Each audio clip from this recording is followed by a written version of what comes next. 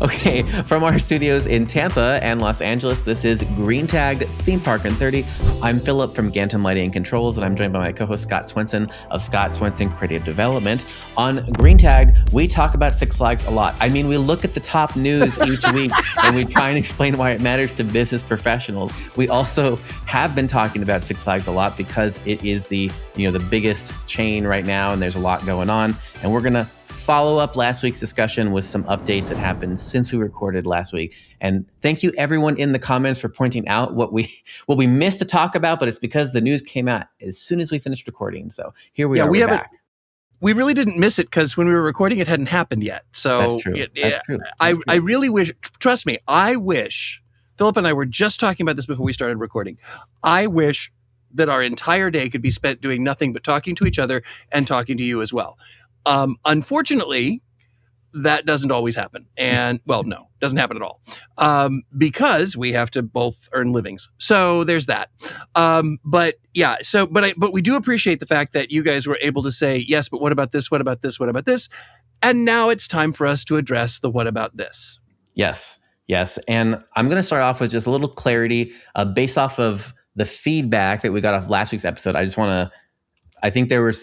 want to clarify one thing from last week, which is that the rolling debt forward is a standard practice for companies of the size of Six Flags, right?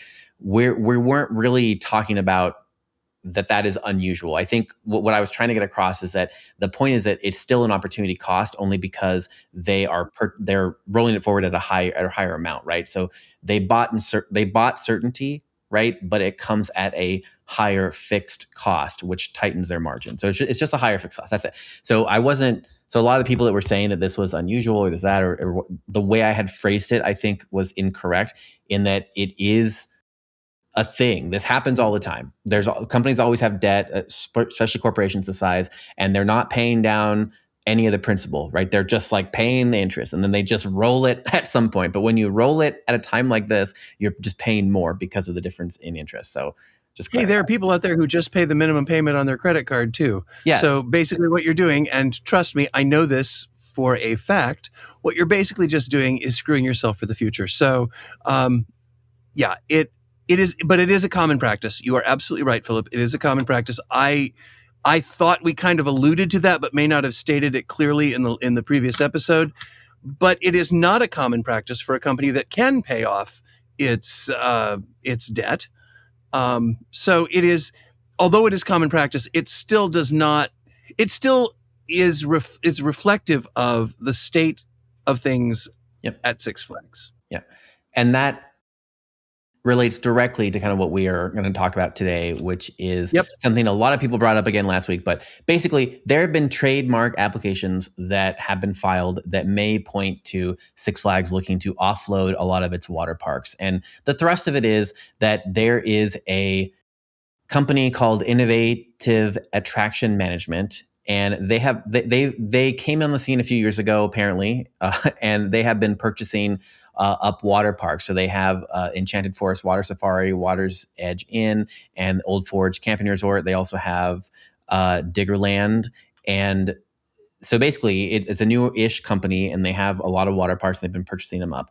And the news that got put everywhere, including mainstream media, was that there was trademark applications that were filed, and the names are, the applicant was named Enchanted Parks Holdings, and they filed for Enchanted Parks Camping Resort, Enchanted Parks Galveston, Enchanted Parks Great Escape Lodge, Michigan Adventure, Oceans of Fun, St. Louis, Water Safari, Waters and Edge.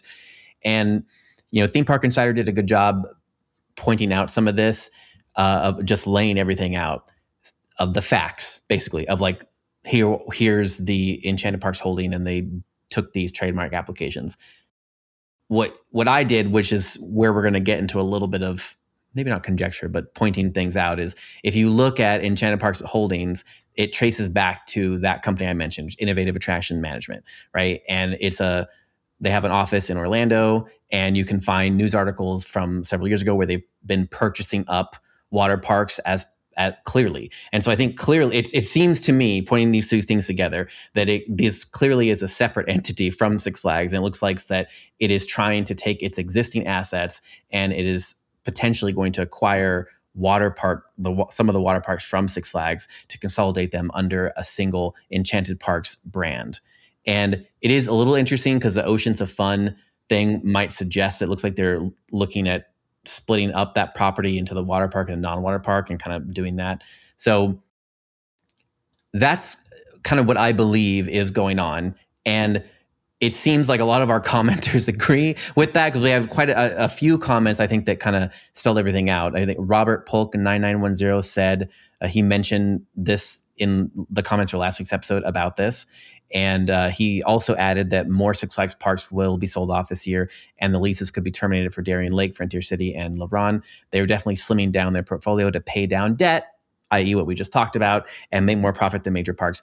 And that was kind of also commented on by grobble8954, who comments on every one of our videos. Thank you very much. And every comment is very insightful.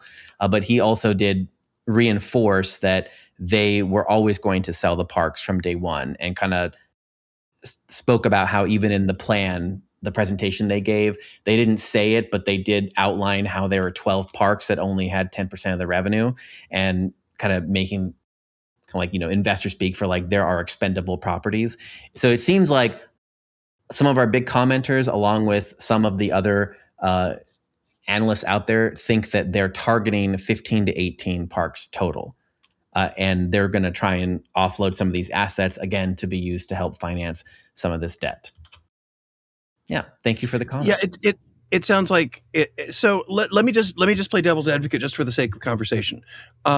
Yes, they have registered for all of these names, but is there any other possibility other than Six Flags for just registering for these? Because I mean, they're just registering. What if? And as I say it, I realize this is probably not true. But what if they decide they're going up against some of the competition that is currently Six Flags? Or what is there any opportunity to even pass conjecture that something could be happening here other than Six Flags? I don't know. I mean, I can't think of anything. That's why I'm floating it out there, because I can't think of anything. It seems to be, you've put together all the pieces here beautifully, Philip, and it seems to make sense to me that this is exactly what's going to happen. It is interesting because with some of the Flags parks, the water parks are actually built into the property. I think Worlds of Fun is one of them. That's right. That's actually built into the property. So to have it as a separate entity, but on the same footprint seems odd. Like I think of Six Flags Great America. Their water park is literally almost it's surrounded on three sides by the rest of the park. So I'm just curious to see if that would ever play into the situation. Yeah. I think the biggest thing here is like, this is probably a plan. I think it's clear that it's a plan. Now the question is like, it's still, in my mind, it's still pretty far from like the planning to like the execution, because they could just be filing these as a matter of course to prepare a plan, because where are they going to get the money, and how much are they going to pay, and where's the financing? And I mean, this is a new company and they've been purchasing stuff regularly, like a lot of parks like in a short amount of time. So where's their money coming from? How are they going to finance this? All these details. So like, I think that would be the biggest thing, is like, this could just be, they have the idea, they got the trademarks as a matter of course to prepare for it, and they're going to go to Six Flags and they're maybe going to suggest it, and then they could just be like, no, it's not enough, or you're not offering enough, or you don't have the money, or they can't secure it. I mean, there's I think a lot of ways this could still fall through. So I think it's possible that it might be a plan that somebody has, but that doesn't make it necessarily a foregone conclusion. Well, and is there any possibility, and I'm putting this in the form of a question because I honestly don't understand 100% how this works, but I do think back to when I get bored and I just go and randomly buy IRLs. Or I'm sorry, I buy domain names. I just buy domain names when I'm bored, and because of the possibility that somebody might want this someday, and then somebody might sell it someday.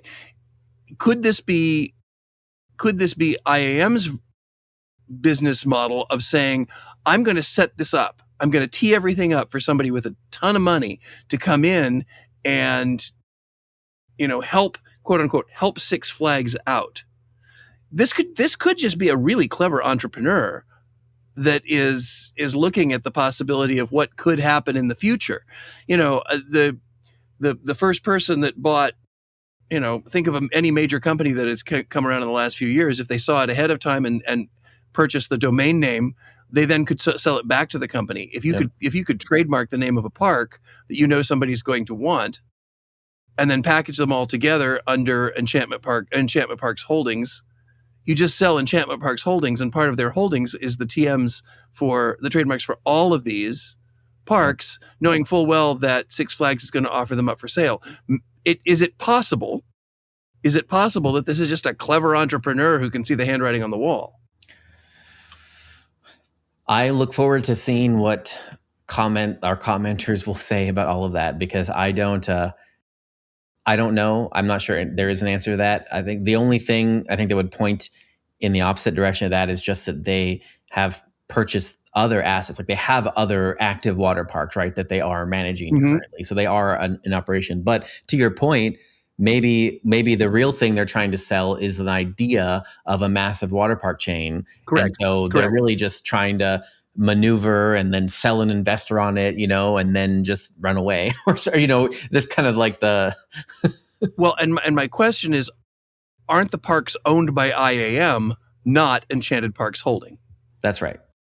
Yeah. So I think one way to look at this is that they are planning, like the IAM is planning to do like a rebrand of all of these stuff. Like they only have Enchanted Forest Water Safari, which isn't Enchanted Parks, but like I think you could see your narrative, right? Or maybe they're going to take what you're suggesting to an investor and say, we have this grand plan of Enchanted Parks, and here's everything that's ready. And if you get your money, we'll be able to get whatever. I mean, yeah. Well, I mean, they've got Enchanted Parks Water's Edge Inn, and they own Water's Edge Inn. Yeah, exactly. So it to me, it just opens up a bunch of possibilities for them. Yeah. It's like, are they going to be the ones to run it? Or are they going to go to a major investor and say, look, I've lined this all up for you, and for a small brokerage fee, we will sell you Enchanted Parks Holdings for a certain amount of money. And with that comes all of these names, and we'll include the 3 parks that we own, and then you're set up to purchase everything from Six Flags. I don't know. It's interesting to see how it's all gonna pan out. Listeners, please comment, because I could be talking on my butt right now. I really don't know, but I think it is. I'm always the one to look at it and go, let's follow the money. That's right. Well, and since there's no money here yet, really, other than investing for the trademarks, it's really hard to say, oh yeah, they're just gonna buy out all Six Flags. Are they gonna do it, or are they setting it up to make it easier for somebody else to do it so they become the broker? Yeah, and I think our overall point is back to following the money too, that it does. Again, all the indicators do show, like separate from this Enchanted Park things, indicators do show, as our very smart commenters have pointed out, that like Six Flags is looking to offload assets, underperforming assets, for whatever reason that they can't make it work or whatever. They are looking to do that. And then we also know, based off of last week's episode, that they have a lot of debt and that the refinancing is costing them more, right? So cash flow is a problem. It's a problem for everybody, but especially here. And that's separate, right, from the Enchanted Parks thing. So I think but my point is, anybody who could look at those 2 points and recognize the exact same thing that we've recognized, that's right, is that they're hurting. They're financially, they have to eliminate debt, and they've got some underperforming water parks. Yep. I think both of those statements are pretty factual. That could be just enough for a really clever entrepreneur to put stuff together, even if they don't have the funding for it. Yep. I agree. Yep. And I think, and I do also like the point of both these commenters here that are kind of pointing that basically, because I had forgotten about the lease parts too, right? Because Six Flags kind of operates some stuff that is lease and whatever. So if they get rid of those and they get rid of the water parks and they kind of consolidate the lowest performing bottom 12, then Six Flags will be sitting at 15 to 18, which I think is a lot more manageable. And then they can take the cash and work on the renovations and bring the parks in the best markets, like Knott's, make them more competitive, so it has the highest growth potential. So I think that all of that is a valid strategy. But Scott and I were talking about this also. Like, it's like that's all a valid strategy, and maybe that's what they were trying to say, but it's also something you can't really say. Like you can't go, into an investor meeting or something that's going to be shared publicly and say our plan is to buy all of this and merge all these and then get rid of half of them, because then you're freaking out the staff, right? It's like then it's like mass panic. It's like, oh, we're cutting half the chain, and then it's like mass panic. But well, we'll see. Yeah, the first thing you say after a major merger is, we so value our employees, and half of you aren't going to be our employees anymore. That's the last thing you want to say. It makes investors nervous. It makes the public perception of the parks just kind of goes into the dumper, and the people working in the parks either flee like rats from a sinking ship, or just coast. Yep, that's right. Until they get kicked out. I mean, this is the same reason that in most restaurant chains, they don't tell the employees of the individual restaurant that they're closing their location until they close their location. Yeah. Because they know that the staff is just going to either quit, they're going to either flee, or they're going to screw them up somehow. Because in many cases, with frontline restaurant people, that is not their career choice. There are many waiters and waitresses who have become careers, but for the vast majority, it's not. Yeah. So that's why there have been not stories. I know this to be true. There have been times where people who work in restaurants will show up, and there's chains on the door. It says, to pick up your final paycheck, contact so and so. So it's interesting because there's that balance. You got to figure out, when can we flip the switch, and by doing some clever piecing together of the information that's out there, it looks like that switch could be flipped, whether it is by IAM or by somebody that IAM finds to sell their new holdings company to. So who knows? Yep. Okay, let's move on. We have a few other interesting stories to get to. One, I just wanted to point out, the Delta latest earnings from Delta came out, and I always think looking at airline earnings is interesting just because it is adjacent to what we do. I mean, I think there's a lot of parks that are, don't rely on air travel, but I still think it's interesting to look at the macro trends there. And the most interesting part to me of the latest Delta earnings is it was a good quarter and all that stuff was fine. But the main thing that was interesting, two things. One, main cabin sales were down 7%. The growth of first class grew by 9%, which I said it was a good quarter. So what that did was, basically, for the first time in Delta's history, the premium cabin sales are larger than the main cabin sales. And I think, again, it goes back to what we're talking about the kind of, whatever you're going to call it, the K-shaped thing or the whatever. But essentially, it's like, if you have enough money, if you're in the percentage where you have enough money, especially for air travel and go vacation or whatever, then you're just paying for first class. You're not waiting for upgrades, or like me, I'm sitting there being like, am I going to get upgraded? And it's like, no, you're not getting upgraded, because people are just buying first class, and it doesn't matter how much it costs. They're just buying whatever they want to make the travel experience have less friction. And then on the flip side, you are seeing a decline in the main cabin sales. Like, you're seeing a decline in even the cheaper seats, right? So it's interesting because it does map to a big major theme that we've been talking about, and thinking about how your attraction can capitalize on that, at least making sure that you have frictionless experiences available for that demographic. Yeah. Because people are willing to pay for them. Because they're willing to pay for it. Yeah. Because they're willing to pay for them. Now, we've seen this, and now we've seen this tank. We've seen this go the opposite way, because they weren't smart, they were greedy, and they didn't know how to market. Yep. But I'm talking about, the whole space debacle at Disney. Star Cruiser. Yeah. Star Cruiser. Yeah. It's like, oh, that was crazy. I guess I'm just poor, because even now I'm still like, that was so expensive. And I don't know. I mean, but I don't know a lot. And when it's funny, because when we talked about this, our commenters said the same thing, where they're like, I don't know how people are affording this. And I think the answer we talked about last time was, the answer is just debt. I mean, there's just Americans have had the highest debt they've had in a very long time. So it's a pendulum thing. It's a pendulum thing. It's coming back. But again, have those frictionless options for people who are willing to pay for them, and you can put money in your pocket. I also think with the airlines, part of the reason that the main cabin is dropping is because the quality of service in main cabin of most airlines is going down, and it is to save money.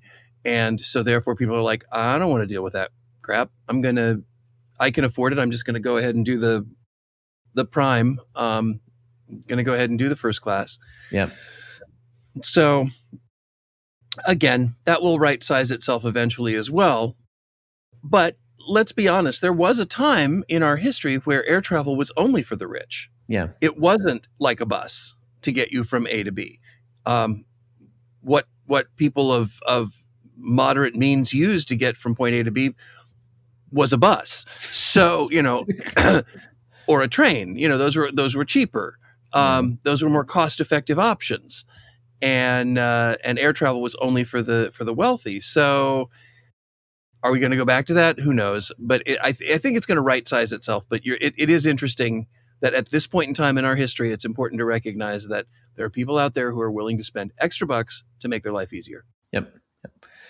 Okay. Next up, we are going to talk a little bit about the FanFest Nights event, which is coming back to Universal Studios Hollywood. So we talked about this a lot because when last year. So this will be year 2 of the event, and we've been covering it since it was announced. And I think our main thesis here is that Universal is looking for its new Halloween Horror Nights. Like, what if you could take the enormously successful Halloween Horror Nights and you could just do 2 of them? And you could do one in the spring and you could do one in the fall, and wouldn't that just be great? It seems like that's our thesis, to be clear, of this experiment that Universal Studios Hollywood is running. And last year, I visited the event last year, and we talked about it on the show a lot. And the main experience last year was the Back to the Future experience, which was sort of like a massive LARPing experience where you would take the little tram down to the back lot where you would walk around the set from the movie, and there would be a 1-hour immersive story just unfolding around you, and it would just kind of repeat every hour, so to like restart, but you could just talk to any characters and follow them around and do whatever, blah blah. It's a big immersive LARPing experience. They also had walkthrough experiences based off of Star Trek and Dungeons and Dragons, and they had a One Piece meetup and whatever. I wrote a big article about all that, so you can look at that later. But anyway, the point is they're bringing it back this year. FanFest Nights is coming back this year. They have not announced anything except for one experience. That experience is a Scooby-Doo and Universal Monsters mashup. And it looks like that experience is going to be replacing the Back to the Future experience. I'm going to read now from Universal. They said, this all-new immersive walkthrough adventure is designed to give guests a sensation of stepping into a live-action mystery with the Scooby-Doo gang and the Universal Monsters. Guests will travel to the destination via the studio tram, where they will have the chance to walk along a movie studio backlot with Scooby-Doo himself and his pals, Daphne, Velma, and Shaggy. The exciting escapade will challenge them to solve a mystery involving the most legendary Universal monsters in cinematic history, including Frankenstein, Dracula, Bride of Frankenstein, and Wolfman, as they navigate portions of Universal's world-famous outdoor film sets, from the cobblestone streets of Little Europe to the iconic Court of Miracles, the original filming locations for the historic Universal monster films Frankenstein and the Wolfman. So, again, they did not officially say it, but it does sound like they're just replacing the Back to the Future with this. And as Scott said last time, the main thing they were doing is utilizing their assets, and it seems like they're still doing that because the main sell here is that you can be on these sets. Yeah, that's if with their lead marketing, that's what they're saying. What they're really selling is, yes, Scooby-Doo, fun, great, something that will get your attention, but the real meat and potatoes is you get to walk around these movie sets that have not only history, but also are great locations to help tell stories and create those mystery moments. Mystery moments. Yeah, this is, I think this is super smart. It also ties back. Yeah. It also ties back to what we've said over and over again, is that more and more audiences are not looking for things to look at. They're looking for things to do. And this sounds as though it is immersive in the way I define immersive, so that the guests' actions either impact or appear to impact the outcome. And if they come back and say there are multiple endings, each one ends with a different universal monster, universal classic monster, I will be jumping up and down, and I may fly to California just to do this because I think it would be super fun. So again, it reinforces what we've been saying about the industry and what we thought was really cool. And now big parks are kind of putting that into play and making it happen. I also think I think FanFest Nights is not only going to be their Horror Nights 2, but also I think it's some of the competition for Netflix House. I think it is a way for one of the major entertainment providers within the attractions industry to help fight the flight that may happen with Netflix House, with the short-term experiences and things that will constantly be changing, because FanFest Nights can obviously change. We also talked a little bit before the show when we were saying that this could also be utilized to reinvigorate or help drive guests to the Universal Monsters experience or the horror experience in Vegas. It's not going to drive them to Epic, I don't think, because it's kind of across the country, but I could definitely see it being a way to reinvigorate the Vegas experience. So yeah, so that's right. So on that, I think last year the internet writ large, everyone on the internet, including people at Universal, eviscerated me for my opinion that while I thought the Back to the Future experience was something that it was literally a once in a lifetime experience, my argument was that it was too niche. Like, if you're going to make this the cornerstone of your thing that's supposed to replace the revenue for Halloween Horror Nights, then and I made this whole chart, remember, where I was like, here's how we can calculate how much fandom locally. And I did all this research, and I kind of presented that the way that they programmed the event was the opposite of the way they should have. Like, I'm not saying they shouldn't have had Back to the Future, but it's like the budget should have gone more into the popular fandoms that they could bring people into. That was kind of my thesis, right? And the internet eviscerated me for that. Everyone all over, I still get hate mail for it. So it's now I think this one, to Scott's point that he just said, this could potentially reverse that in a way, right? Because this at least makes more business sense, right? So if they are like doubling down into the horror thing to push people over to the Universal Monsters Unleashed or whatever, and their whole thing is they have to do a lot of horror investment right now. They're investing a lot in horror, nationwide. So that would at least make more sense from that lens. I think the only counter argument then would be, are they leaning too much into horror when they could be expanding into other markets? Who knows, right? Because the whole thing is Halloween Horror Nights is their most successful event. So if people are willing to come for a horror-based thing and you could still capture a percentage of that market, that would really help subsidize the event, but is it then where they're becoming too one-dimensional? I have no idea. I'm just saying. Well, and the other thing they have to consider is we all think that Universal owns the rights to everything that they do, and they don't. Yeah. One of the things they do own the rights to are Universal Classic Monsters. Yep. So right off the bat, anytime they do something Universal Classic Monsters, it saves them money. Now, yes, the arguments will be made that they pay out of one pocket to put into another. The arguments will be made that it comes out of, it comes out of Universal Parks and goes into Universal Films or what. I don't know. I don't know how all that works. But ultimately, the company is paying itself. So it's sort of like taking the money out of your right pocket and putting it in your left pocket. So I think that's part of the reason. Not only have they had great success with horror, not only do they continue to have great success with horror, but it's also something that when they use their classic monsters like Epic Universe, they don't have to pay royalties, which means they can invest so much more into the product itself. That's right.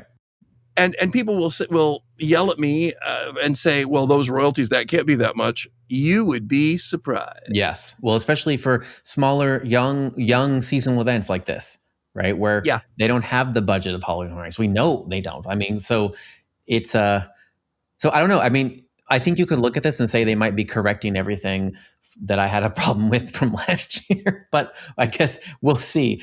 We'll see. I don't know. We'll see. I think, And hopefully we'll see you on our Patreon show. That's right, because our Patreon show, we're going to go record that right now, and we got some stuff to talk about. And one of my favorite topics, shopping. So we'll be talking about that on our Patreon show, which is green tagged Unhinged. But unfortunately, for this show, we're done. So on behalf of Philip Hernandez with Gantom Lighting and myself, Scott Swenson with I forgot what I was with Scott Swenson Creative Development. This is Green Tag Theme Park in 30, and we will see you next week.